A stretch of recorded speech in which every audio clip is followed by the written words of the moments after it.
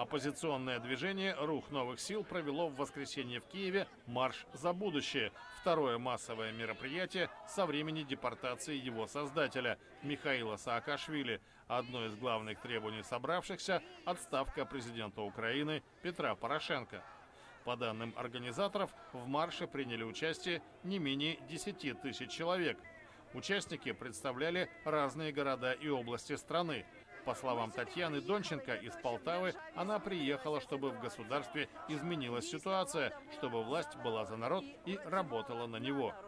Манифестанты скандировали как традиционные лозунги, например, «Банду долой», так и относительно новые, в частности, «Луценко под народный суд». Генеральный прокурор Юрий Луценко считается одним из ближайших союзников президента. Дмитро Иссум считает Порошенко врагом Украины и украинского народа, который хочет сдать Украину как государство Путину. Демонстрант заявил, что останется в строю до победы. Участники марша прошли по одной из центральных улиц Киева, Владимирской, от университета до Михайловского Златоверхого монастыря. На Михайловской площади «Рух новых сил» провел митинг. Михаил Саакашвили обратился к сторонникам по телефону через громкоговоритель и заявил, что украинский народ уже не остановить. По словам Давида Сакварелидзе, соратника экс-президента Грузии и бывшего губернатора Одесской области, его часто спрашивают, кто будет лидером движения.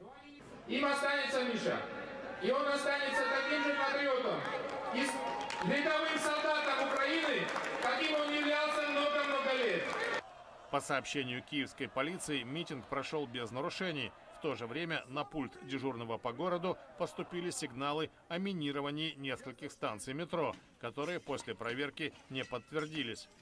Одновременно националисты устроили в городе беспорядки. Они забросали камнями отделение Сбербанка и Альфа-банка, а также здание Россотрудничества на Подоле.